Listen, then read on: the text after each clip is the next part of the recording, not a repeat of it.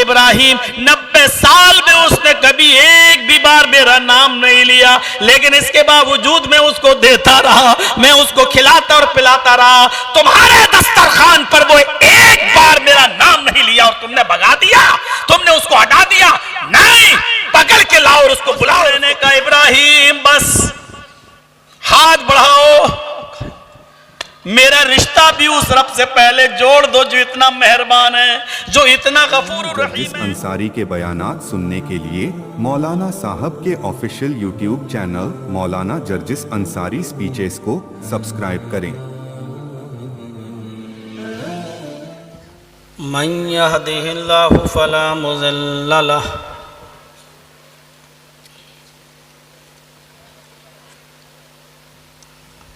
व मन युज़लिल्हु फला हादिय लह।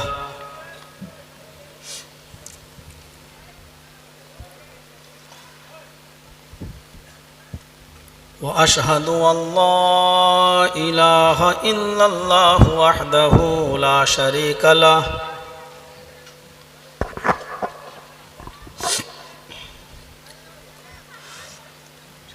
व अशहदु अन्ना मुहम्मदन अब्दुहु व रसूलुहु।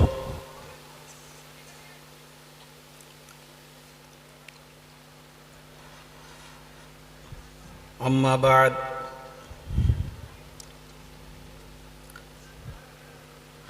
फ़इन्न खैरल हदीस किताबुल्लाह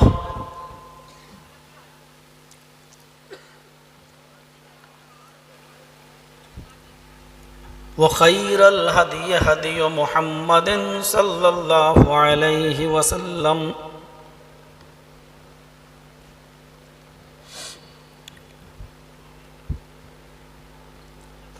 व शर्रुल उमूरि मुहदसातुहा व कुल्लु मुहदसतिन बिदअह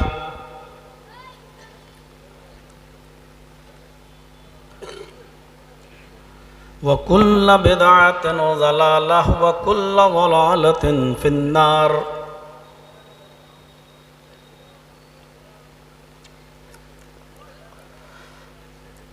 अऊज़ु बिल्लाहि मिनश शैतानिर रजीम। बिस्मिल्लाहिर रहमानिर रहीम।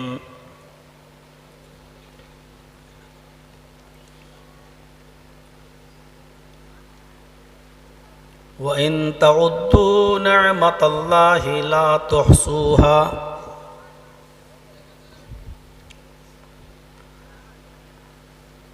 रब्बिश्रह ली सदरी व यस्सिर ली अमरी वहलुल उक़दतम मिन लिसानी यफ़क़हू क़ौली।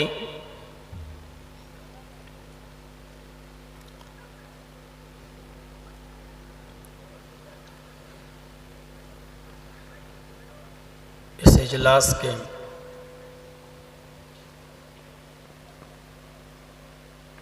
सभापति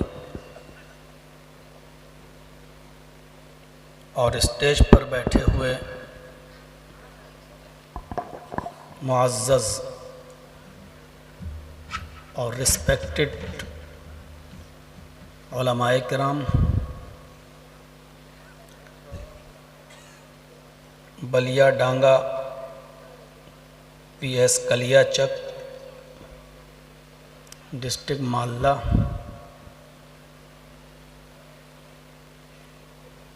और उसके आसपास क़ुर्ब जवार अतराफ़ व अकनाफ़ से तशरीफ़ लाए हुए सर्दियों की इस ठंडी रात में यहाँ बैठे हुए मुअज़्ज़ज़ सामईन हज़रात, पर्दा नशीन इस्लामी ख़वातीन माँ और बहनों, नौजवानों, मुस्तक़बिल के होनहार अज़ीज़ बच्चों,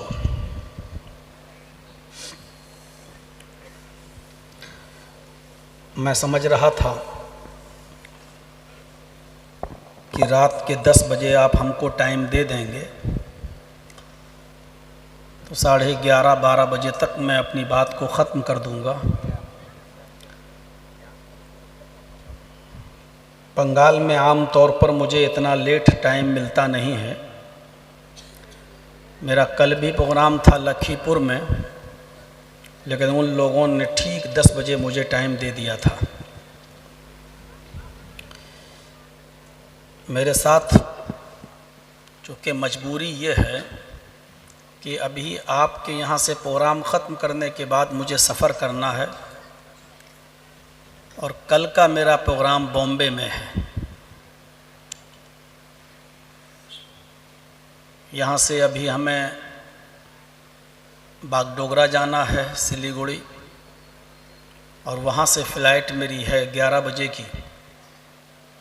वो फ़्लाइट पकड़ना है, 1:30 बजे मुझे बॉम्बे पहुँचना है। फिर वहाँ से 1 घंटे का रास्ता होगा जहाँ प्रोग्राम है, और वहाँ का प्रोग्राम 10 बजे ख़त्म हो जाता है।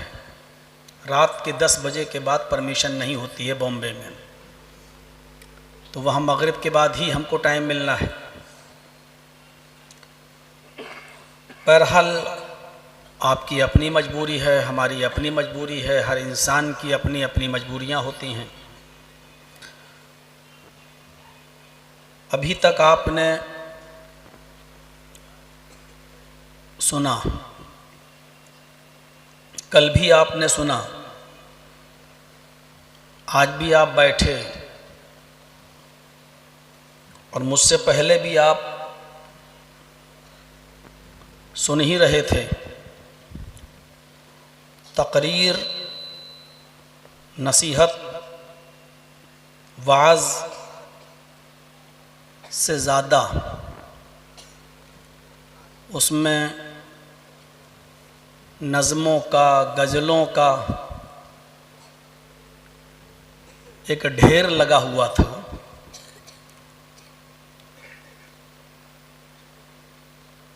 कुछ भोजपुरी थी, कुछ गाने की स्टाइल थी।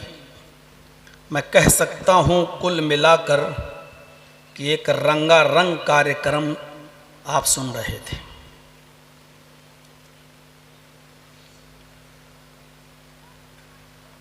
नबी अकरम सल्लल्लाहु अलैहि वसल्लम का ख़िताब जब होता था और वाज़ो नसीहत जब अल्लाह के नबी सल्लल्लाहु अलैहि वसल्लम किया करते थे,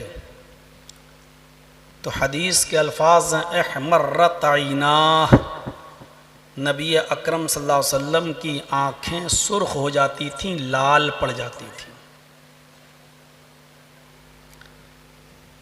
और ऐसा लगता था जैसे आप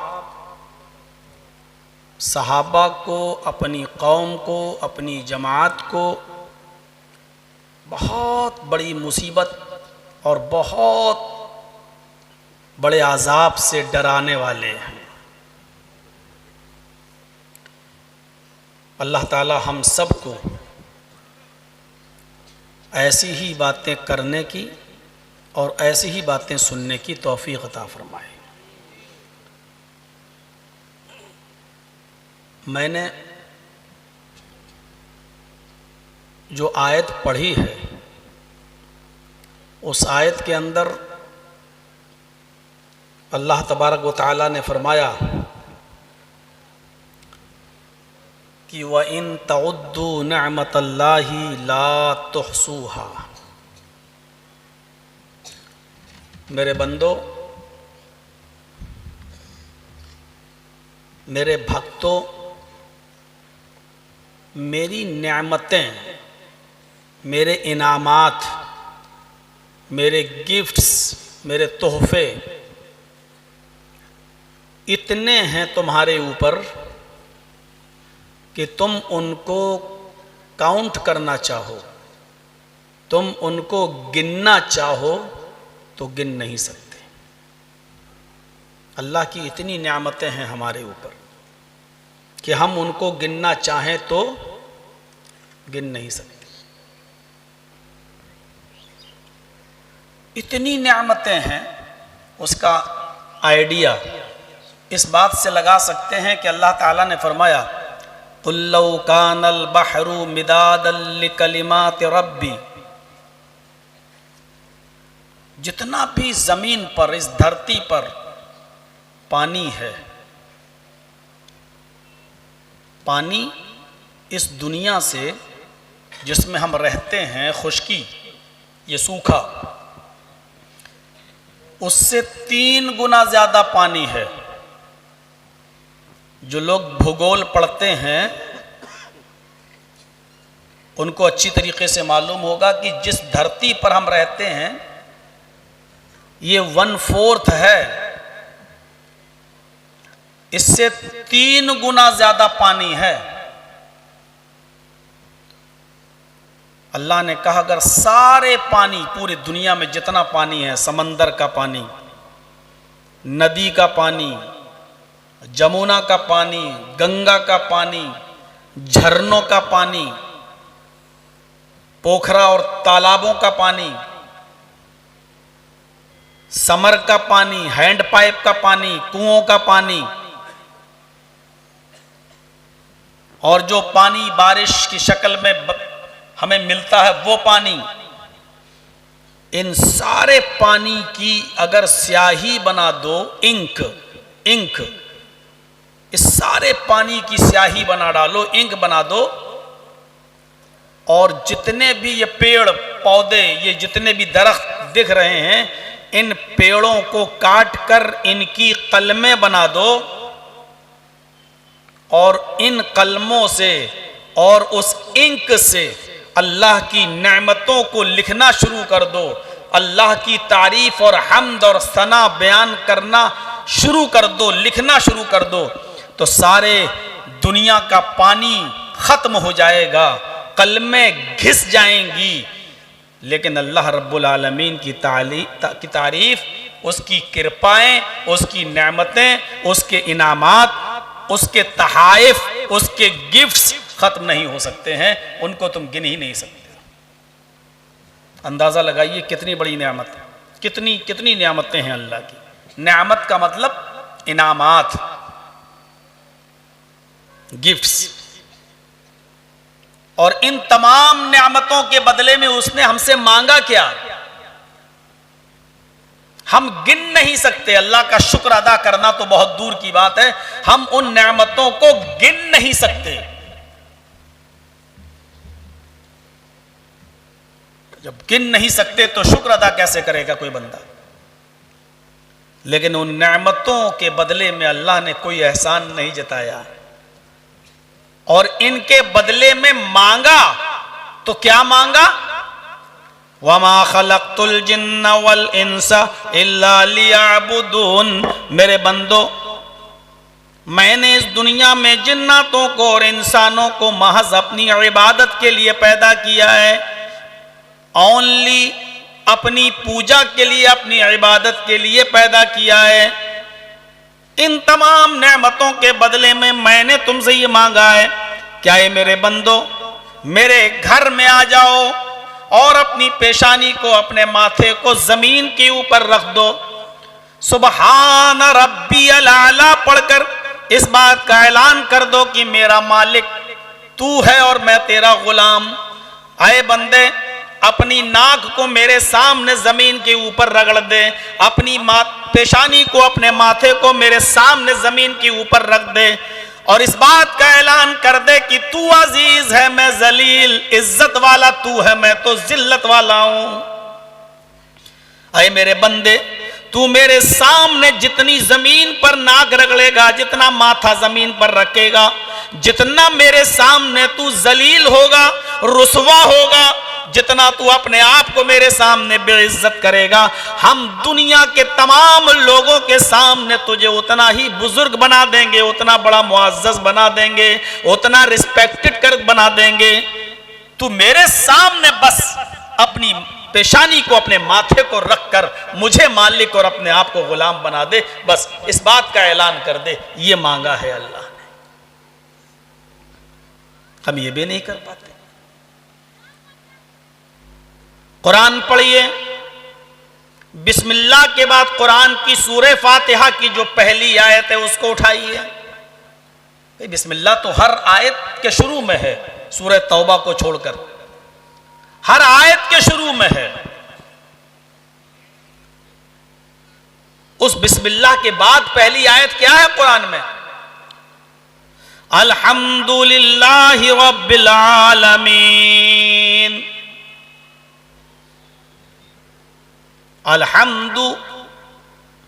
अल्हम्दो नहीं है, रब्बिल नहीं है, रब्बिल आलमीन। प्रोनाउंसिएशन भी सही कीजिए ताकि हमारी नमाजें सही हों अल्लाह के। अल्हम्दुलिल्लाहि रब्बिल आलमीन। यहां अल्लाह रब्बुल आलमीन ने क्या फरमाया? तमाम तारीफें उस अल्लाह के लिए हैं जो दोनों जहान का रब है, दुनिया वालों का भी आखिरत वालों का भी, जो सारी कायनात का रब है। उसने मखसूस नहीं किया कि मैं सिर्फ तुम्हारा रब हूं, यह नहीं कहा। उसने कहा मैं सबका रब हूं। रब्बुल इंस नहीं कहा, रब्बुल मुस्लिमीन नहीं कहा, रब्बुल मोमिनीन नहीं कहा, रब्बुल यहूद नहीं कहा, रब्बे नसारा नहीं कहा। उसने ये नहीं कहा कि मैं सिर्फ इंसानों का रब हूं। उसने ये भी नहीं कहा कि मैं सिर्फ मुसलमानों का रब हूं। उसने ये भी नहीं कहा कि मैं सिर्फ मोमिनों का रब हूं। उसने ये भी नहीं कहा कि मैं यहूदियों का रब हूं या ईसाइयों का। उसने शॉर्ट में ये कह दिया अल्हम्दुलिल्लाहि रब्बिल आलमीन। मैं दोनों जहान का रब हूं और सबका रब हूं। वो इंसानों का भी रब है तो जिन्नातों का भी रब है, फरिश्तों का भी रब है। वो जानवर हैवानात का भी रब है, वो जमादात का भी रब है, नबातात का भी रब है। वो मुसलमानों का भी है, हिंदू भाइयों का भी है, यहूदियों का भी है, ईसाइयों का भी है, सिखों का भी है, जैनियों का भी है, बुद्धिस्टों का भी है, कम्युनिस्टों का भी है। वो सबका रब है। इसलिए जब हम रब भी सबके हैं तो हमारी नेमतें भी सबके लिए हैं। हम पूरब से जो सूरज निकालते हैं, इस सूरज के ऊपर किसी एक जात का अधिकार नहीं है। मोदी जी ये नहीं कह सकते हैं कि सूरज पर सिर्फ हमारा अधिकार है। नवाज शरीफ ये नहीं कह सकते हैं, शहबाज ये शरीफ ये नहीं कह सकता ये सूरज पर मेरा अधिकार है। सऊदिया का अब्दुल्ला सलमान ये नहीं कह सकता है कि इस पर मेरा अधिकार है। दुनिया का कोई बादशाह, दुनिया का कोई वजीर आजम ये नहीं कह सकता है कि इस पर मेरा अधिकार है। इस पर मुसलमान ये नहीं कह सकते हैं कि इससे हम ही फायदा उठाएंगे। ना ही हिंदू ये कह सकते हैं कि सिर्फ मेरा है, ना ईसाई कह सकते हैं कि इससे हम ही फायदा उठाएंगे। आए मुसलमानों, इस सूरज पर आज के बाद हमारा अधिकार है, हम तुम्हें इसकी धूप नहीं लेने देंगे। ऐसी चांद का हाल है, ऐसी आसमान से बरसने वाली बारिश का भी हाल है। कोई ये नहीं कह सकता है कि इस पर सिर्फ मेरा अधिकार है, मैं ही इससे फायदा उठाऊंगा, तुम नहीं। अल्लाह ने इन चीजों का मालिक किसी को नहीं बनाया है। चांद, सूरज, हवा, बारिश, अगर इन चीजों पर भी किसी को कंट्रोल दे देता तो आज आपका सांस लेना भी इस मुल्क में, इस भारत में कितना मुश्किल होता।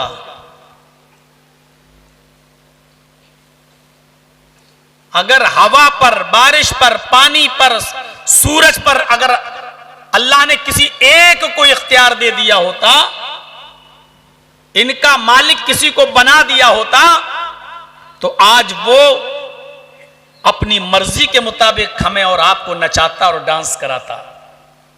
लेकिन अल्लाह ने इनका मालिक किसी को नहीं बनाया। अल्हम्दुलिल्लाहि रब्बिल आलमीन।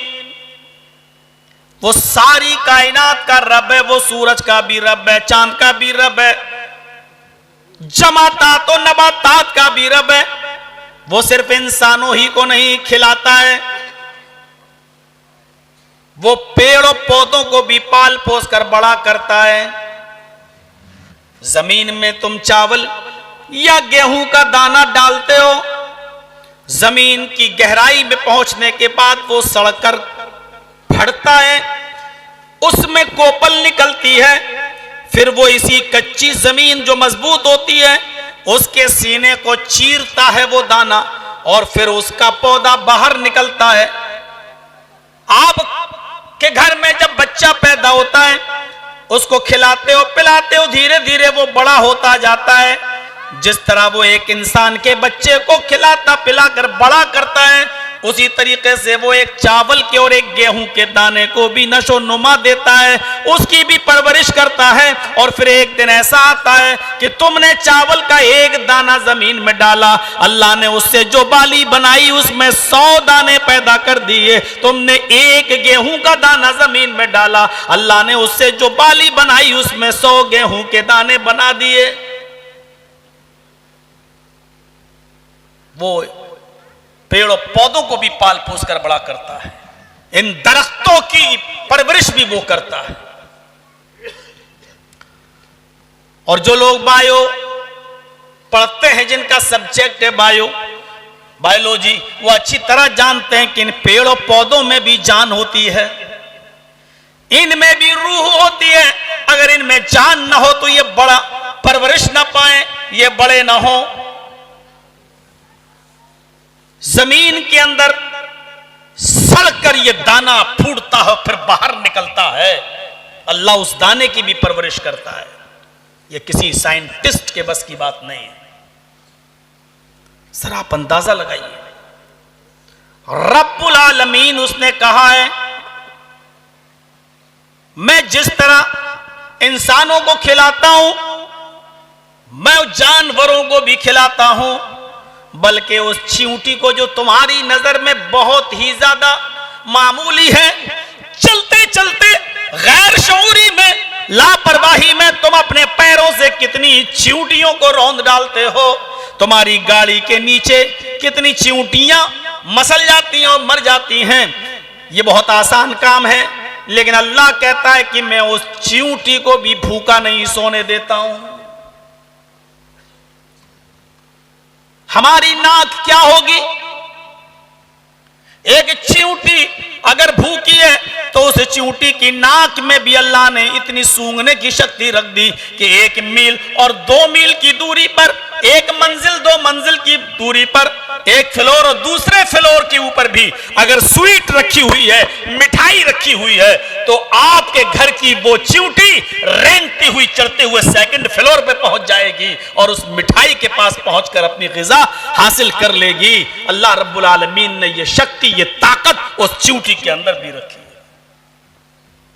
उसको भी भूखा नहीं सोने देता है। अल्हम्दुलिल्लाहि रब्बिल आलमीन, वो रब्बुल आलमीन है, रब्बुल मुस्लिमीन नहीं।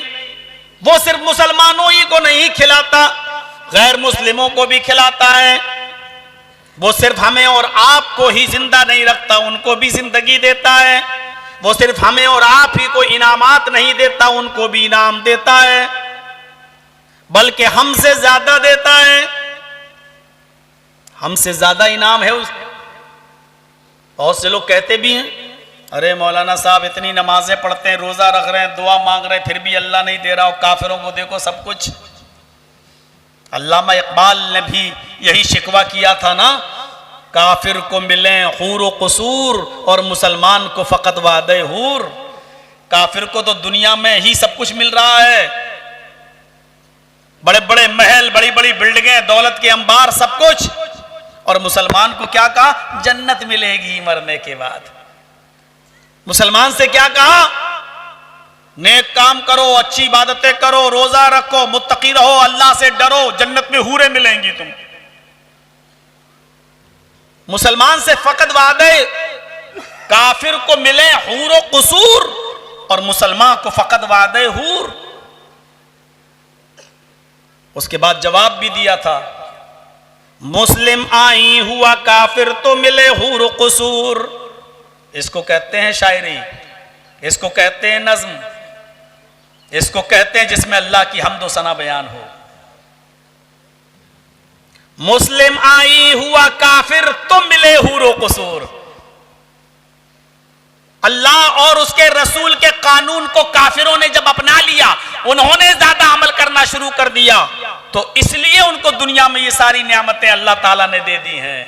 लो, ताकि आखिरत में तुम्हें कुछ ना मिले, दुनिया ही में ले लो। आज गरीबों की मदद गैर मुस्लिम कर रहे हैं।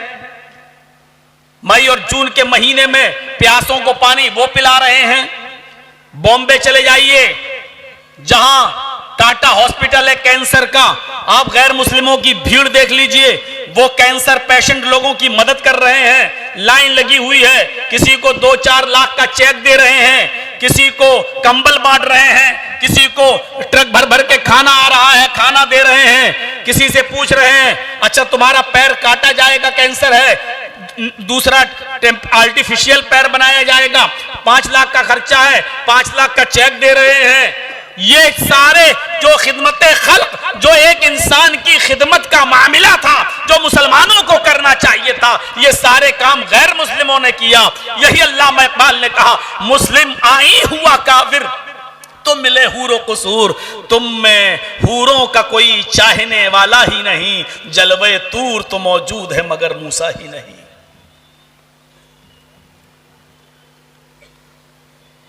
कहां है हमारे अंदर वो सिफात, कहां है हमारे अंदर वो खुसूसियात, कहां है वो विशेषताएं? मेरे भाइयों, वो अल्लाह, मैंने कभी बताया था,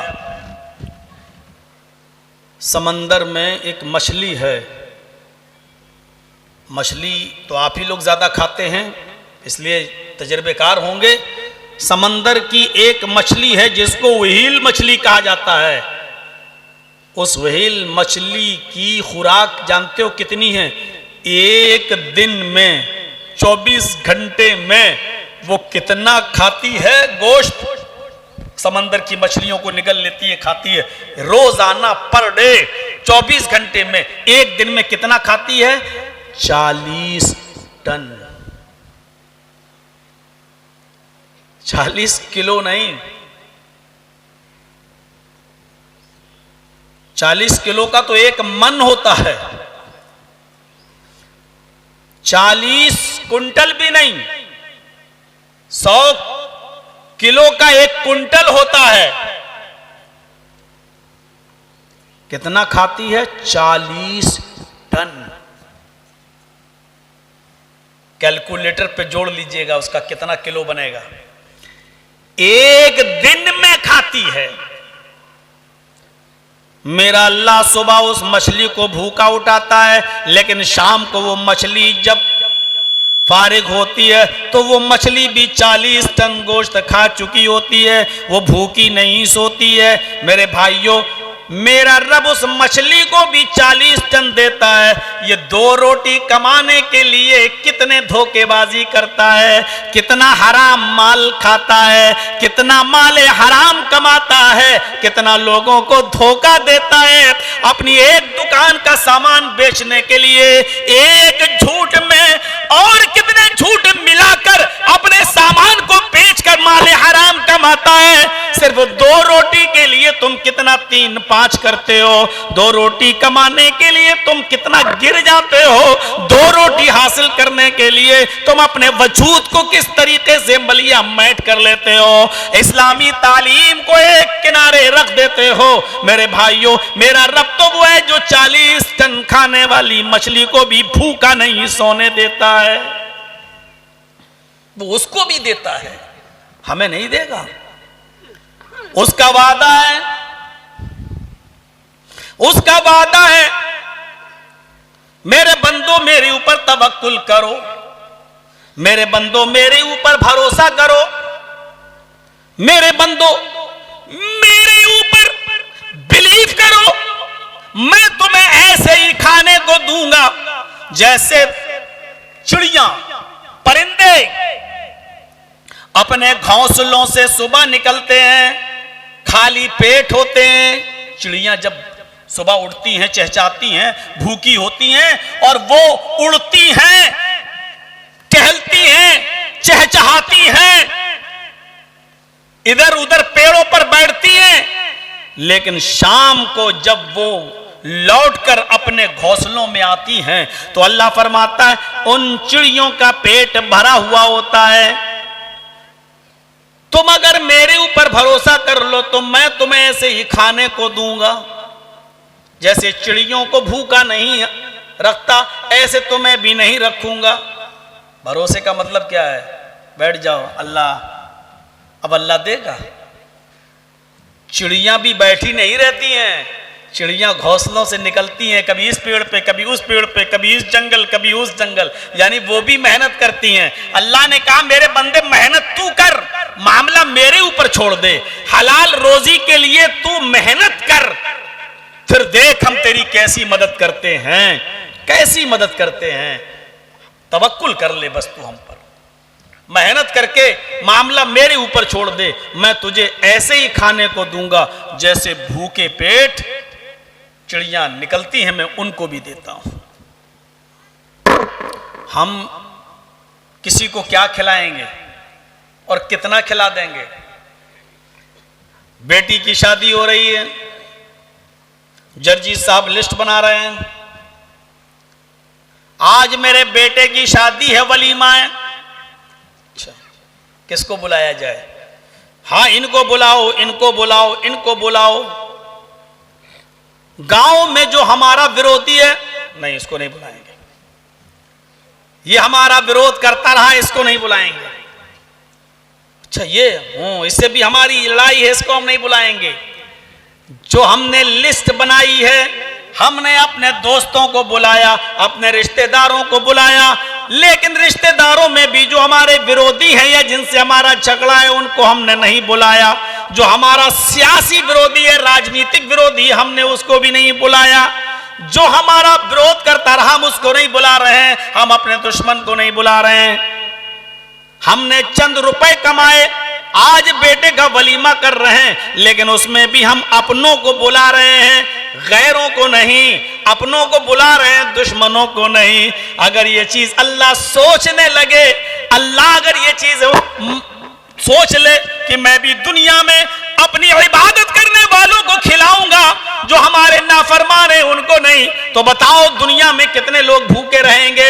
मेरा रब वो है जिसने जमीन को एक दस्तरखान बना दिया है, इस दस्तरखान के ऊपर अल्लाह अपनों को भी खिलाता है, परायों को भी खिलाता है, अपने इबादत करने वालों को भी खिलाता है, नाफरमानी करने वालों को भी खिलाता है, अपने वलियों और दोस्तों को भी खिलाता है, वो अपने दुश्मनों को भी खिलाता है। अल्लाह ने जो पैगंबर भेजा उसका नाम मुहम्मदुर रसूलुल्लाह, मुहम्मदुर रसूलुल्लाह ने हमें बताया अल्लाह की नजर में कोई दुश्मन नहीं, कोई दोस्त नहीं, वो सबको खिलाता है। इसलिए खिलाता है क्योंकि दुनिया उसकी नजर में, यानी अल्लाह की नजर में दुनिया की कोई हैसियत नहीं है, दुनिया की कोई वक़्त नहीं है, दुनिया की कोई चाहत नहीं है, दुनिया का कोई मकाम और मर्तबा नहीं है। लौ कानत दुनिया तादिलु इंदल्लाहि जनाह बऊज़तिन, लौ कानत दुनिया तादिलु इंदल्लाहि जनाह बऊज़तिन मा सका काफिरम मिन्हु शरबत माइन। अल्लाह के नबी फरमाते हैं कि अगर इस दुनिया की इज्जत, इस दुनिया का रिस्पेक्ट, इस दुनिया का सम्मान, इस दुनिया की इज्जत अगर अल्लाह की दृष्टि में, अल्लाह की नजर में मच्छर के पर के बराबर भी होती, अगर मच्छर के एक पर के बराबर भी अल्लाह इस दुनिया को कुछ समझता, इस दुनिया की कोई इज्जत उसकी दृष्टि उसकी नजर में होती, तो अल्लाह मा सका काफिरम मिनु शरबत माइन, तो अल्लाह इस दुनिया से किसी काफिर को एक घूंट पानी भी नहीं पिलाता। मच्छर के पर के बराबर भी नहीं है। मच्छर तो बड़ा बड़ा हो गया, मच्छर जो रात में काटता, जिसको आप मच्छरदानी लगा के सोते हो, मच्छर तो बड़ी चीज हो गई। मच्छर के पर वो पर जिससे वो उड़ता है, अल्लाह के नबी कहते हैं उस पर के बराबर भी अल्लाह इस दुनिया को कोई हैसियत नहीं देता, जबकि दुनिया उसी ने बनाई। लेकिन इस दुनिया की इज्जत अल्लाह की नज़र में मच्छर के पर के बराबर, मक्खी के पर के बराबर भी नहीं है। और अगर मच्छर के पर के बराबर भी होती तो किसी काफिर नाफरमान को अल्लाह एक घूंट पानी भी नहीं पीने देता, एक बूंद पानी भी नहीं पिलाता। अब समझ लो, बिल्डिंगें, नेमतें जो काफिरों को मिल रही हैं, वो इसलिए मिल रही हैं क्योंकि उन नेमतों की कोई हैसियत अल्लाह रब्बुल आलमीन की नजर में नहीं है। आओ खाओ, जितना खा सकते हो खाओ। कितनी बड़ी नेमत है ये अल्लाह रब्बुल आलमीन की, लेकिन वो दोस्त दुश्मन नहीं देख रहा है, अपना पराया नहीं देख रहा है। हमने पैदा किया है, तुम्हें इस दुनिया में उतारा है, तो हम खिलाएंगे, भूखा उठाएंगे जरूर, लेकिन भूखा सुलाएंगे नहीं तुम्हें। और कीजिए, हजरत इब्राहीम अलैहिस्सलाम के उस वाक़े पर नजर डालिए। कभी जिंदगी में उन्होंने अकेले खाना नहीं खाया। सुना है वाक़या? इब्राहीम अलैहिस्सलाम ने अपनी पूरी जिंदगी कभी अकेले खाना नहीं खाया। जब भी वो खाना खाते, किसी न किसी मेहमान को पकड़ कर लाते और उसके साथ बैठकर खाना खाते, मेहमान को बुलाते और उसको बिठाल के खाना खिलाते अपने साथ। बैठो खाना खाओ। एक दिन उनको कोई नहीं मिला, घर पे कोई नहीं आया, तो घर से वो बाहर निकल गए, चलो मेहमान को ढूंढे, कोई मिल जाए तो उसको खाना खिलाऊं मैं अपने साथ, अकेले खाना नहीं खाऊंगा। मेहमान बहुत बड़ी नेमत है, अगर किसी घर में आ जाए, अपनी इस्तिताअत के मुताबिक मारूफ तरीके से, यानी जो समाज में, जो सोसाइटी में चलन है, उस चलन के मुताबिक, अपने दस्तूर के मुताबिक, अपने माहौल के मुताबिक, जितनी आपकी हैसियत है आप उसकी मेहमान नवाजी कीजिए। मेहमान अल्लाह की बहुत बड़ी नेमत है, अगर किसी के पास आ गया उसकी मेहमान नवाजी कीजिए। इब्राहीम अलैहिस्सलाम मेहमान को तलाश करते थे। एक दिन घर से निकल गए कि ढूंढे कोई अल्लाह का बंदा मिल जाए, लेकिन जिसको भी पूछ रहे हैं कह रहा खाना खा लिया, जिसको भी पकड़ रहे हैं वो कह रहा खाना खा लिया। एक बूढ़ा आदमी मिला, पूछा बाबा क्या कर रहे हो? उसने कहा भूखा हूं, इंतजार कर रहा हूं, कोई मुझे 2 रोटी दे दे, 1 रोटी दे दे ताकि पेट की आग बुझ सके। इब्राहीम मुस्कुराए, फरमाया बाबा चलो मेरे साथ, मैं तुम्हें खाना खिलाता हूं। वो बूढ़ा मुसलमान नहीं था, वो बूढ़ा मजूसी था, आग परस्त था, आग की पूजा करता था, आग की पूजा। ये शादियों के मौके पर जो लोग ये बंदूक की गोलियां चलाते हैं ना, धाएं जो शूट करते हैं, आतिशबाजी छुड़ाते हैं,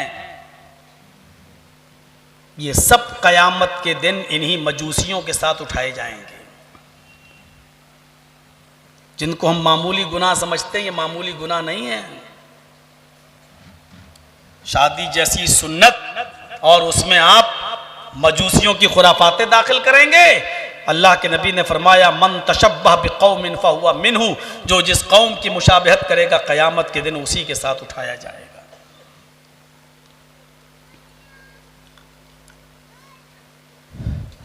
इब्राहीम अलैहिस्सलाम उस बूढ़े को ले आए, वो मजूसी था, आग का पुजारी था, ले आए। जल्दी से दस्तरखान बिछाया, खाना लाकर रख दिया, कहा बाबा खाओ। उसने रोटी तोड़ी, सालन में डुबोया और उठाया और मुंह तक ले गया और कहा बिस्मिन्नार। उस बूढ़े ने कहा बिस्मिन्नार, मैं शुरू करता हूं आग के नाम से। आग का पुजारी था, मजूसी का खुदा आग, वो आग को खुदा मानता था, आग को। तो उसने लुकमा उठाया और कहा बिस्मिल्लाह, आग के नाम से मैं शुरू करता हूं। इब्राहिम अलैहिस्सलाम ने उसका हाथ पकड़ लिया। क्या कहा तुमने? कहा बिस्मिल्लाह, आग के नाम से। कहा रखो खाना। उसने रख दिया। कहा बाबा, इसको बोलो बेटा ये घर नहीं है, समझेगा ही नहीं। कहा ये खाना मेरे रब ने दिया है, मेरे अल्लाह ने दिया है, आग ने नहीं दिया। तुम्हें अगर खाना है तो मेरे रब का, मेरे अल्लाह का नाम लो, बिस्मिल्लाह कहो। उस यहूदी, उस मजूसी ने कहा इब्राहिम, मैं आग को अपना खुदा मानता हूं। यहां सोचिएगा मजूसी ने क्या कहा, मैं आग को अपना खुदा मानता हूं और मेरा माबूद, मेरा रब आग है, मैं आग ही के नाम से खाऊंगा। अगर तुम्हें खिलाना है तो खिलाओ, और अगर नहीं खिलाना है तो मैं जा रहा हूं। मैं इस खाने पर तुम्हारे खुदा का नाम नहीं लूंगा। इब्राहिम ने कहा कि फिर उठो और जाओ, जो तुम्हारा रब हो जाओ उससे मांग लो, जो तुम्हारा रब हो जाओ उसी से खाना ले लो। ये खाना मेरे रब ने दिया है, इस पर मेरे रब का नाम लिया जाएगा, वरना नहीं। वो बूढ़ा उठा और चल दिया। वो बूढ़ा, वो बुजुर्ग उठा और चल दिया। अभी 100 कदम दूर गया होगा मुश्किल से। अल्लाह ने जिब्राइल अलैहिस्सलातु वस्सलाम को इब्राहिम अलैहिस्सलाम के पास भेज दिया। फरमाया इब्राहिम, तुम्हारे रब ने मुझे ऑर्डर दिया है, तुम्हारे रब ने आदेश दिया है, तुम्हारे रब ने हमको हुक्म दिया है। इब्राहिम से कह दो तुम खुद जाओ और उस बूढ़े को पकड़ के लाओ और अपने दस्तरखान पर बैठकर उसको खाना खिलाओ। पूरी बात बता दी जिब्राइल ने, रब ने ये कहा है। इब्राहिम अलैहिस्सलाम दौड़े दौड़े जाते हैं, 100-150 कदम की दूरी पर उस बूढ़े को पा लेते हैं। उस बुजुर्ग से कहते हैं इब्राहिम अलैहिस्सलाम, बाबा चलो। कहाँ चलो?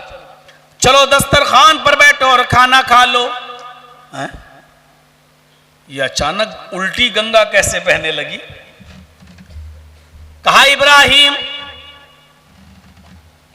मैं अपने ही रब का, अपने माबूद का नाम लूंगा। कहा बाबा तुम जिसका नाम लेना चाहो ले लो, लेकिन चलो। वो बुजुर्ग चला आया, दस्तरखान पर बैठ गया। इब्राहिम अलैहिस्सलाम ने कहा जिसका नाम लेना हो लो, लेकिन खाना खाओ, बगैर खाना खाए नहीं उड़ना है। उसने कहा इब्राहिम, हमें कुछ दाल में काला लग रहा है, हमें कुछ डाउट हो रहा है। अभी तो भगा दिया था कि आपके रब का नाम नहीं लिया, और अब कह रहे हो जिसका लेना हो ले लो। ये उल्टी गंगा कैसे? ये पश्चिम से सूरज कैसे निकल आया? ये अचानक आप इतना चेंज कैसे हो गए?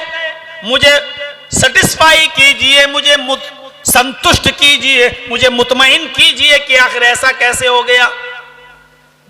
इब्राहिम अलैहिस्सलाम ने कहा बाबा तुम यहां से उड़कर चले गए, मेरे रब ने जिब्राइल को भेजकर मेरी डांट लगाई और कहा कि उस बुजुर्ग को पकड़ के लाओ और खाना खिलाओ। मैंने कहा वो अल्लाह का नाम नहीं लेता है, वो मेरे रब का नाम नहीं लेता है, आग के नाम से खाना शुरू कर रहा है, इसलिए मैंने भगा दिया। तो मेरे रब ने कहा हाय इब्राहिम, उस बूढ़े की उम्र 90 साल है। कितनी? 90।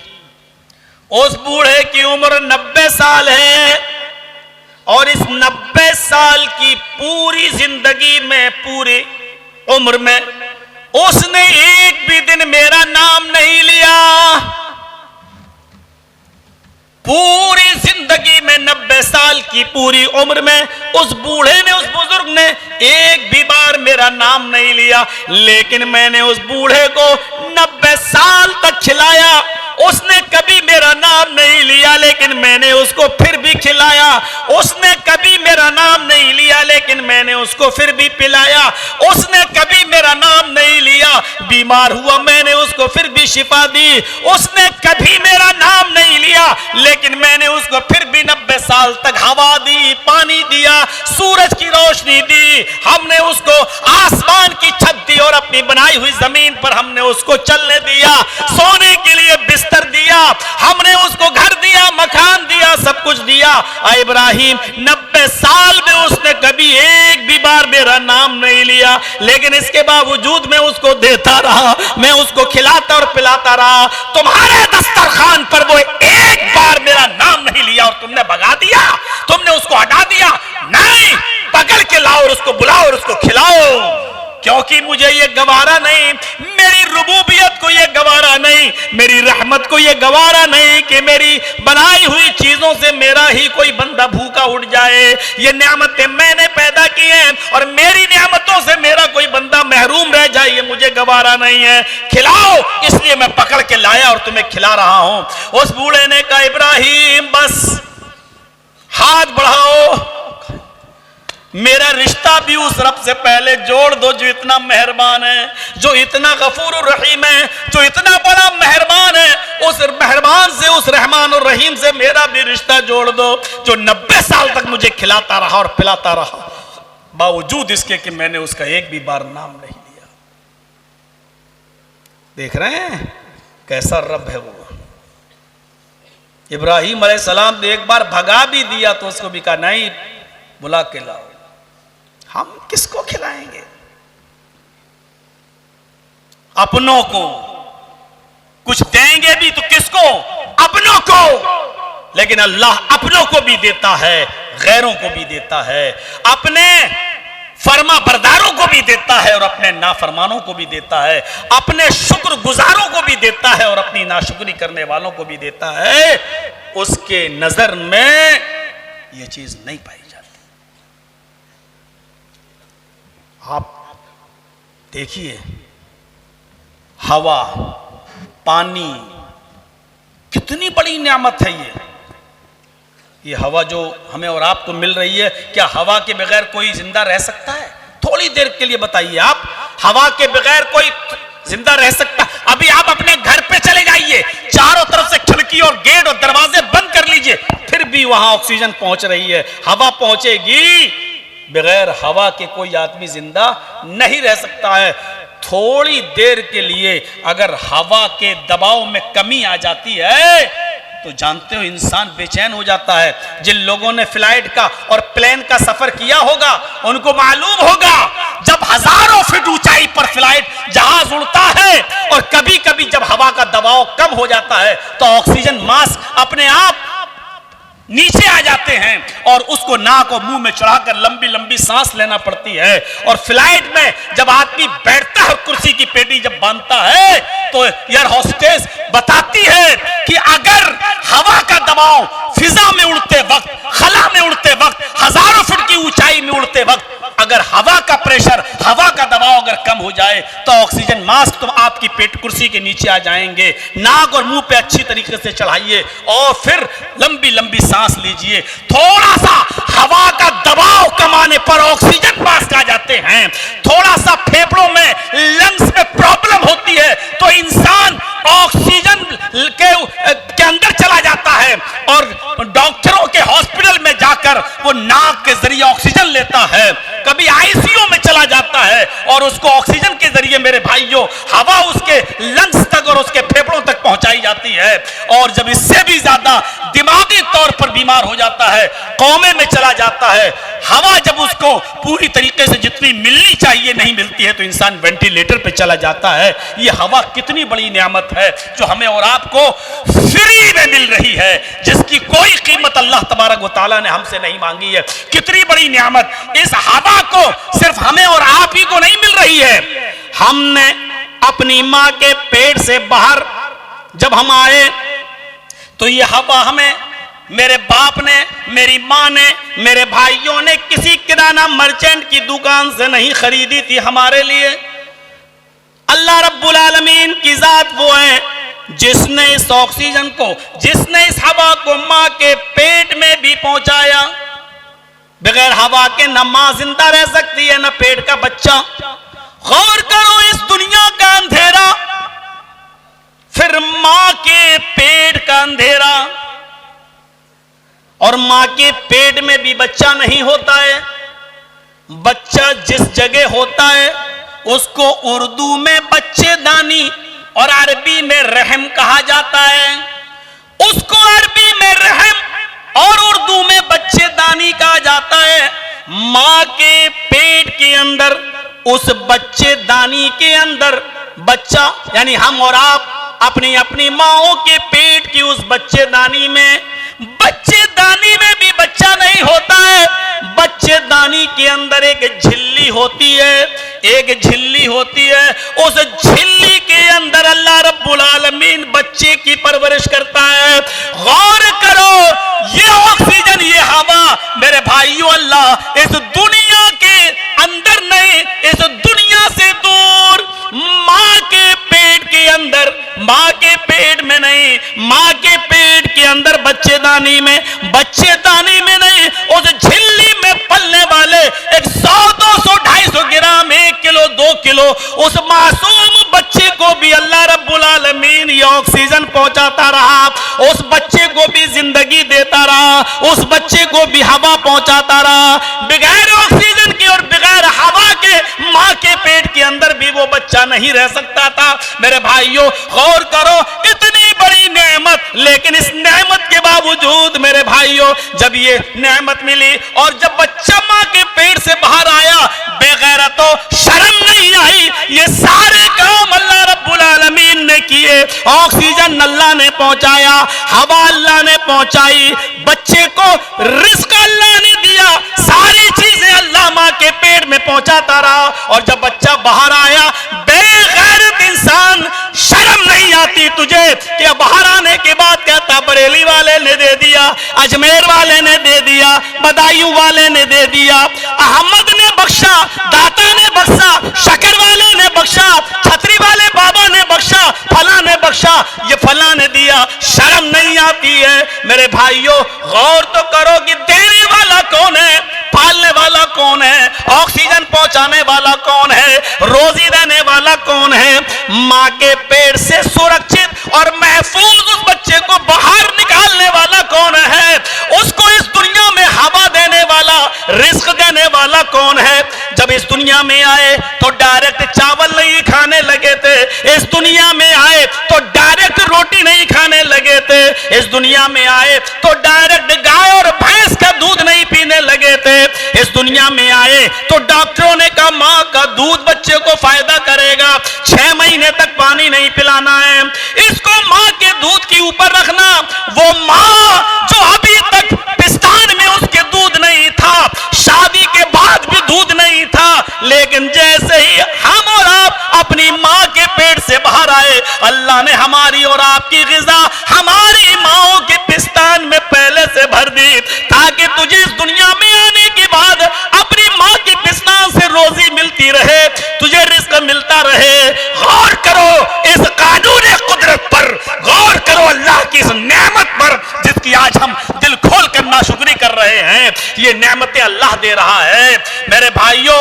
ये हवा, ये रिस्क, ये हवा, ये पानी, ये सारी चीजें हमें किराना मर्चेंट की दुकान से नहीं मिली हैं। हमारे बाप और आपके बाप इसको कहीं से खरीद के नहीं लाए थे। ये सारी नेमतें अल्लाह ने दी हैं, लेकिन इन नेमतों की कैसी नाशुक्री हम कर रहे हैं। व इन तउद्दु नेमतल्लाहि ला तुसूहा, ओ मेरे बंदो, अगर मेरी नेमतें गिनना चाहो, मेरे इनामात गिनना चाहो, तो ये तुम्हारी ताकत नहीं है कि तुम गिन सको, तुम्हारे कलम में ताकत नहीं कि लिख सको, तुम्हारी जबान में ताकत नहीं कि तुम बोल सको। इतनी नेमतें हैं अल्लाह की। हवा मां के पेट तक पहुंचाई है, बच्चा पेट से बाहर आया तो मां की पिस्तान में अल्लाह ने बच्चे की ग़िज़ा दूध भर दिया। बारिश कितनी बड़ी नेमत है ये, मामूली समझ लें हम लोग और बारिश बरसी, लेकिन इसकी कद्र कीमत ऐसे पहचानो कि कुछ हिंदुस्तान के साइंटिस्ट इकट्ठा हुए, कुछ हिंदुस्तान के साइंटिस्ट इकट्ठा हुए, एकत्रित हुए, जमा हुए और उन्होंने समंदर के पानी से, समंदर का जो पानी है, समंदर के पानी से भाप बनाई, समंदर के पानी से भाप बनाई और उस भाप से उन्होंने मसनूई बदलियां बनाई, आर्टिफिशियल बादल। थोड़ा सा पानी दीजिए तो गरम गरम होगा उसमें। आर्टिफिशियल बदली, थोड़ा सा इधर तवज्जो दे दीजिए क्योंकि अब मैं स्पीड स्लो कर दिया हूं, क्योंकि जो चीज मैं स्लो स्पीड में बताऊं तो समझ लो कि वो मैं आपको समझाने की कोशिश कर रहा हूं। मैं एक बात को 3-3, 4-4 बार बताता हूं ताकि ये ना समझो तो ये समझ जाओ, ये ना समझो तो ये समझ जाओ, ये ना समझो तो ये समझ जाओ। और हमें यूपी और दूसरी जगहों के मौलवी गाली देते हैं कि ये बंगाल में इतना फेमस क्यों हो गया, बंगाली लोग इसकी बात कैसे समझते हैं। मैंने कहा बंगाल के लोगों का मर्ज मैंने समझा, इसलिए वो मुझे को डॉक्टर समझते हैं।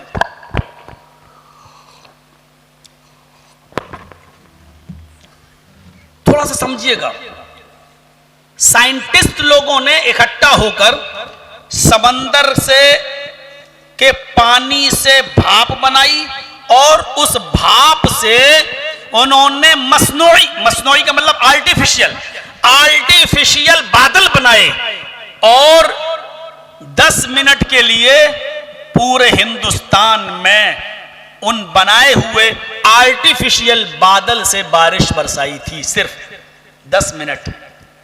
आपको मालूम है 10 मिनट बारिश करने में हिंदुस्तान का दिवालिया निकल गया था भारत का। 25 साल में जितना कमाया था हिंदुस्तान ने, 25 साल की कमाई खर्च हो गई। 10 मिनट बादल, उसके बाद कसम खा ली नहीं भैया इतनी महंगी बारिश हम नहीं बरसा पाएंगे। साइंटिस्ट कामयाब तो हुए, समंदर से उठने के पानी से भाप और भाप से बादल और बादल से बारिश बरसाई उन्होंने सिर्फ 10 मिनट के लिए। 10 मिनट बारिश बरसाई तो 25 साल में हिंदुस्तान ने जो कमाया था वो खर्च हो गया। 25 साल की कमाई स्वाहा, यानी बहुत महंगी साबित हुई। 10 मिनट की बारिश अगर बरसाई जाए तो हिंदुस्तान के 25 साल की मेहनत जा रही है, 25 साल की कमाई जा रही है। मेरे रब की इस अजीम नेमत पर अल्लाह का कितना शुक्र अदा करोगे कि उसने ये नेमत इतनी कसीर तादाद में, इतनी वाफर मिकदार में, इतनी ज्यादा हमें और आपको दी है कि कहीं कहीं तो दुआएं होने लगती हैं, मौलाना दुआ करो कि बारिश रुक जाए। कहीं ज्यादा बारिश हो गई तो हमारा गांव पानी में डूब जाएगा, सैलाब आ जाएगा। अल्लाह ने ये नेमत हमें इतनी ज्यादा दी है कि 4 महीने अल्लाह रब्बुल आलमीन ने बारिश के ही मुतय्यन कर दिए हैं। 4 मंथ अल्लाह ने बारिश के ही दे दिए, जून, जुलाई, अगस्त, सितंबर, ये बारिश के महीने मुतय्यन कर दिए। लो ये हमने तुम्हें बारिश के महीने दिए हैं, ये हमारी नेमत नहीं तो और क्या है। 10 मिनट अगर बारिश बरसाई जाए मसनूई आर्टिफिशियल बादल बनाकर तो 25 साल हिंदुस्तान की कमाई जा रही है। एक मुल्क की 25 साल की कमाई खर्च हो रही है और अल्लाह रब्बुल आलमीन ने 4 महीने बारिश के मुतय्यन कर दिए हैं। हम फिर भी अल्लाह का शुक्र अदा न करें।